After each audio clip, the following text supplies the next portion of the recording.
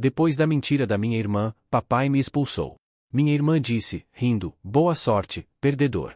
Eu respondi, está bem, e saí. Mas eles não sabiam que, em 3 dias, o karma chegaria. O rosto do meu pai estava vermelho de raiva, suas mãos apertadas em punhos ao lado do corpo, enquanto ele apontava para a porta, fora da minha casa. Boa sorte, perdedor. Atrás dele, Nathalie estava parada, com aquele sorriso presunçoso no rosto, os braços cruzados, como se tivesse acabado de ganhar um jogo que ela manipulou desde o início. Sim, boa sorte, ela acrescentou, rindo. Eu queria gritar, contar ao meu pai o quão mentirosa e manipuladora ela era.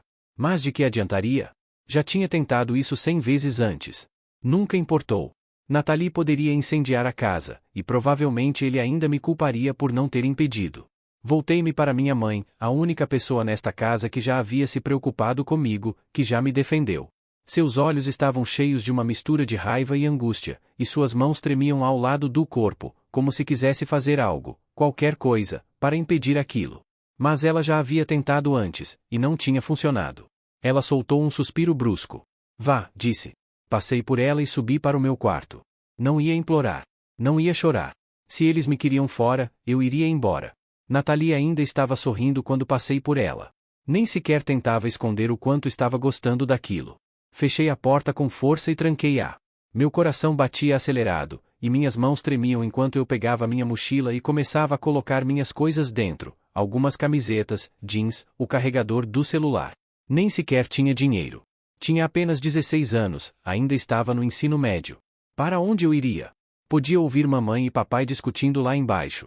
A voz dela era suplicante, desesperada, enquanto a dele estava tomada pela raiva. Nathalie havia conseguido exatamente o que queria, a lealdade cega do meu pai, mamãe impotente para detê-lo e eu fora do caminho. Deveria ter previsto isso. Não era a primeira vez que ela tentava se livrar de mim.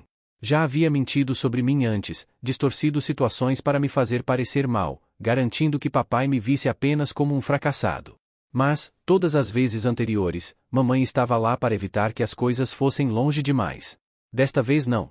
Desta vez, Nathalie foi até o fim. Ela disse ao meu pai que eu havia roubado seu relógio caro, aquele do qual ele sempre se gabava, aquele que nunca deixava ninguém tocar. Disse que eu o vendi, que provavelmente o estava escondendo em algum lugar, esperando receber o dinheiro. Até fingiu chorar, dizendo estar arrasada porque seu próprio irmão seria capaz de algo tão terrível. E papai acreditou em tudo. Nem tive chance de me defender antes que ele perdesse o controle.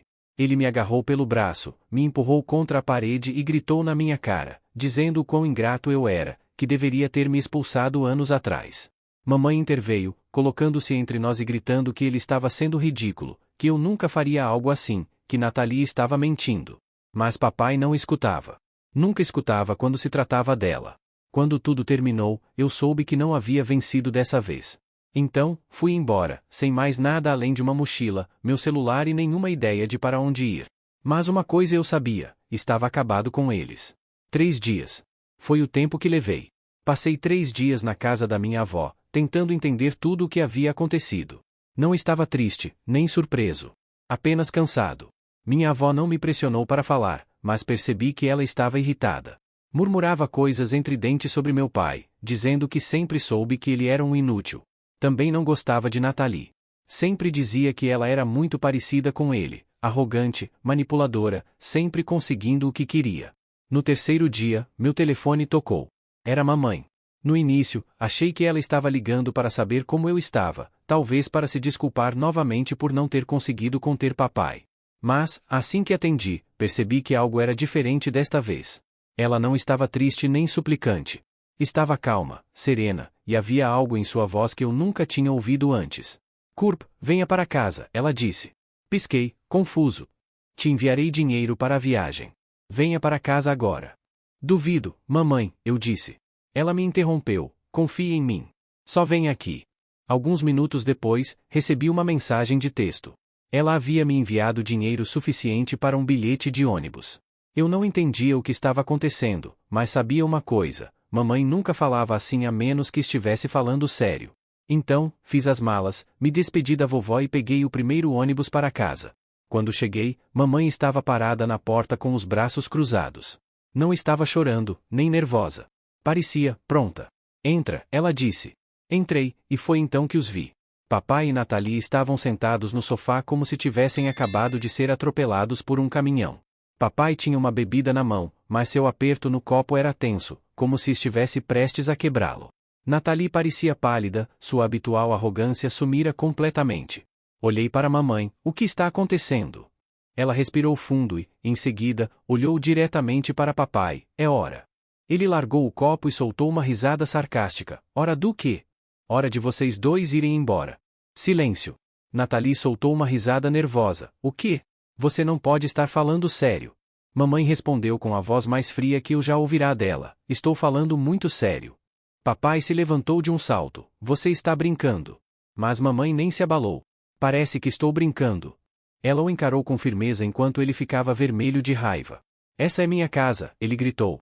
Não, não é, ela retrucou. É minha casa. Eu paguei por ela. Paguei todas as contas, a comida, os carros, tudo. Você nunca trabalhou, nunca contribuiu, e eu cansei de sustentar seu estilo de vida inútil. Papai abriu a boca para discutir, mas ela ainda não havia terminado. Virou-se para Nathalie, e você me bajulou durante anos, tratando Kurt como lixo porque sabia que seu pai sempre te apoiaria. Bem, adivinhe só? Isso acaba hoje. Os olhos de Nathalie se arregalaram. Mamãe, você não está falando sério. Ah, estou sim, ela respondeu. Caminhou até a mesa, pegou uma pilha de papéis e os jogou na frente de papai. Já conversei com um advogado. Vou pedir o divórcio. Cancelei seus cartões de crédito, sua conta bancária está congelada. Cansei de pagar por esse seu estilo de vida patético. Papai olhou para os papéis com as mãos tremendo. Você não pode fazer isso. Posso, e fiz. Nathalie se levantou do sofá num pulo. Para onde vamos? Isso não é problema meu, mamãe respondeu. Talvez você possa ficar com aqueles amigos com quem gosta tanto de se gabar. Ah, espera, você não tem nenhum, certo? Porque a única coisa em que você foi boa foi em tornar a vida dos outros miserável. Nathalie se virou para papai, com pânico na voz, faça alguma coisa. Mas, pela primeira vez na vida, papai não tinha nada a dizer. Ele simplesmente ficou ali, olhando para os papéis, percebendo que seu passe livre havia acabado. Eu me apoiei contra a parede e observei tudo se desenrolar. Há 3 dias, eu era o que fazia as malas, o que era expulso, enquanto eles riam de mim. Agora, era a vez deles. Mamãe olhou para mim e sorriu, bem-vindo de volta, Kurt. Pela primeira vez na vida, vi medo nos olhos do meu pai, medo real, não raiva, não arrogância, apenas puro e desamparado medo. Nathalie parecia à beira de um colapso, alternando o olhar entre mamãe e papai, esperando que alguém resolvesse tudo, que fizesse aquilo desaparecer. Mas não desapareceu. Papai bufou e balançou a cabeça, você está sendo ridícula. Não pode simplesmente me expulsar como se eu fosse um estranho qualquer. Mamãe cruzou os braços, é exatamente isso que estou fazendo. Sou sua esposa, ou melhor, era. Nathalie deu um passo à frente. Mamãe, por favor, você não está falando sério.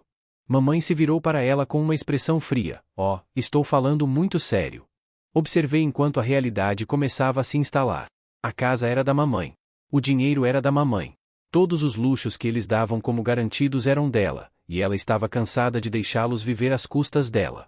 Papai apertou a mandíbula. Para onde você quer que a gente vá? Mamãe inclinou a cabeça, curiosa. Não me lembro de você ter se preocupado com isso quando expulsou Kurt.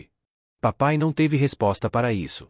A voz de Nathalie se tornou chorosa. Mamãe, eu não posso simplesmente ir embora.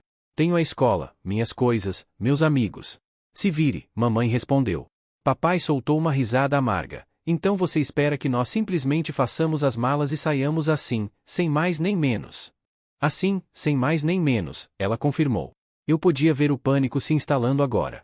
Nathalie realmente parecia que poderia começar a chorar a qualquer momento. Você não está falando sério. Você vai mudar de ideia. Mas, pela primeira vez, mamãe não estava disposta a ceder. Mamãe sorriu. Me põe à prova. Pegou seu telefone e começou a discar. Papai franziu a testa. Para quem você está ligando? Para um chaveiro, ela respondeu. Vou trocar as fechaduras assim que vocês saírem por aquela porta. Foi então que vi, o momento em que papai percebeu que ela não estava blefando. Seu rosto se contorceu, sua confiança desmoronou completamente. Nathalie se virou para mim. Kurt, diga alguma coisa. Você vai ficar aí parado e deixar que façam isso? Eu a encarei. A mesma irmã que riu na minha cara há 3 dias, quando fui expulso. A mesma que mentiu sobre mim repetidamente, só porque gostava de me ver sofrer. Pensei em como ela e papai pareciam tão arrogantes enquanto eu fazia as malas, como achavam que haviam vencido. Respirei fundo e sorri. Boa sorte, perdedora. A boca de Nathalie se abriu de espanto. Papai interrompeu. Chega disso. Não vou embora. Mamãe suspirou e apontou para a porta. Você pode sair por conta própria ou posso chamar a polícia e fazer com que te tirem daqui. A escolha é sua. Silêncio. Lentamente, papai pegou seu casaco. Suas mãos tremiam, o rosto vermelho de humilhação. Ele se virou para Nathalie, que ainda não havia se movido. Vamos, ele murmurou. Nathalie piscou, incrédula. Espera, nós realmente vamos embora. Sim, disse mamãe. Observei-os hesitarem, esperando que mamãe mudasse de ideia. Mas ela não o fez. Simplesmente ficou ali, imperturbável, esperando. E então, assim como vieram, eles se foram.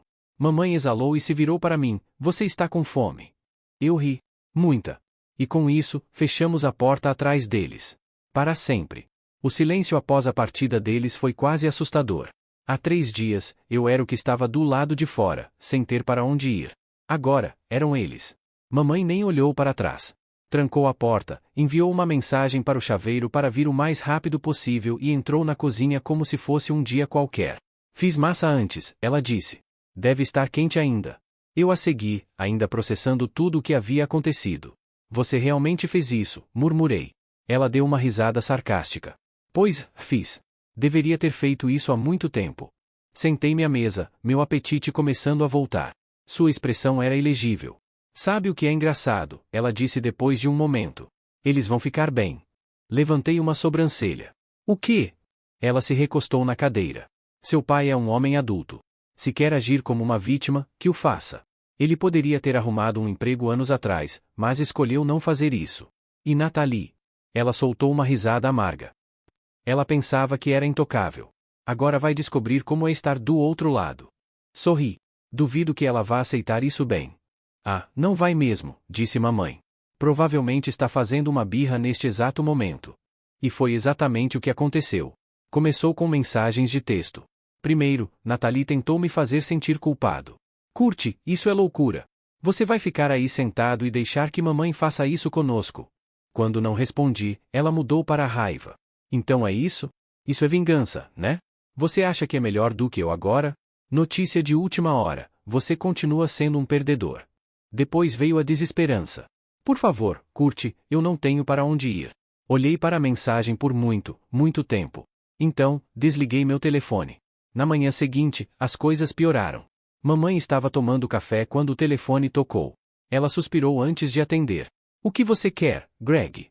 Não consegui ouvir o que papai dizia, mas, pelo olhar impassível de mamãe, não era nada novo. Aham. Você deveria ter pensado nisso antes de expulsar nosso filho, ela disse. Não, Greg, não me importa. Não é mais meu problema. Arrume-se. Ela desligou sem dizer outra palavra. Levantei uma sobrancelha para ela. Tão ruim assim.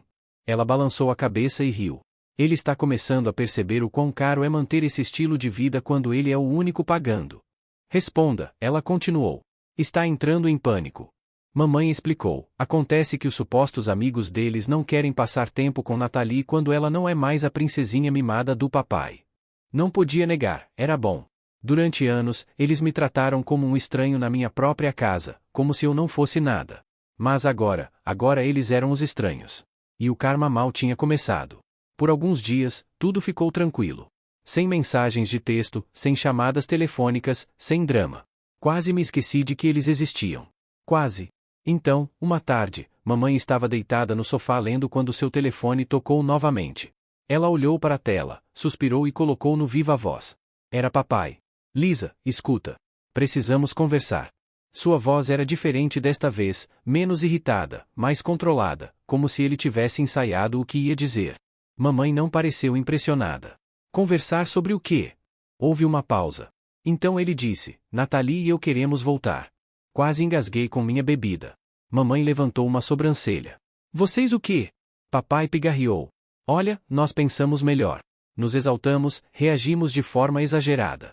Acho que todos podemos admitir que erros foram cometidos por ambas as partes. Mas, vamos ser realistas, nos expulsar assim foi extremo. Mamãe se recostou no sofá. E onde vocês estão morando agora? Silêncio. Depois, relutante, ele admitiu: com minha mãe. Sorri. Isso fazia sentido. A avó era sua única opção real. Deixe-me adivinhar, disse mamãe. Ela se cansou das suas besteiras e também te expulsou. Mais silêncio. Então, muito baixinho, papai murmurou: sim. Não consegui evitar dar uma risada. Mamãe simplesmente balançou a cabeça. Greg, ela disse, quando nem a sua própria mãe quer você por perto, talvez, só talvez, você deva considerar que você é o problema. Papai ignorou isso. Lisa, vamos lá. Você sabe que não podemos viver na rua. Deixe-nos voltar. Vamos resolver algo. A expressão de mamãe se tornou gélida. Respeito acima de tudo, ela disse. Você me ouviu? Não vou deixar nenhum de vocês entrar nesta casa a menos que venham aqui com verdadeiro respeito por mim e por Kurt. Sem mais insultos, sem mais manipulação, sem mais viver às minhas custas. Se não conseguem fazer isso, então não são bem-vindos aqui. Nunca. Papai soltou uma risada sarcástica. Lisa, não seja ridícula. Somos uma família. Você expulsou seu próprio filho, interrompeu mamãe, com a voz firme. Não me fale de família. A voz de Natalie apareceu de repente ao fundo. Mamãe, por favor. Mas mamãe não se importou. Eu te dei tudo, e você jogou na minha cara. Ambos fizeram isso. E só se importam agora porque finalmente sabem o que é ser indesejado. Papai tentou novamente, mas mamãe já havia terminado. E já que estamos nesse assunto, acrescentou ela, vamos falar do divórcio.